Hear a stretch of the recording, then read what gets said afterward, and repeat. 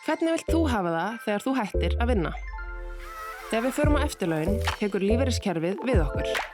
Við fáum mánaðarlegar greiðslur úr lífeyrissjóðum, kannski einhverju aura frá tryggingastofnum ef tekjur okkar eru í lægri kantinum og vonandi eigum við svo einhvern sparnað sem hægt er að nýta.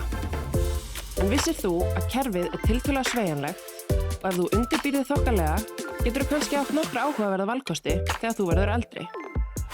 Skoðum eitt dæmi. 35 ára aðili með 600.000 krónur í laun á mánuði getur átt 9 milljónir króna í vasanum við 60 ára aldur bara með því að greiða 4% af laununum sínum í séreignarsparnað miðað við 2% ávöxtun. Hann getur næstu í tvöfaldað þessa upphæð með því að leggja aukalega fyrir 30.000 krónur á mánuði.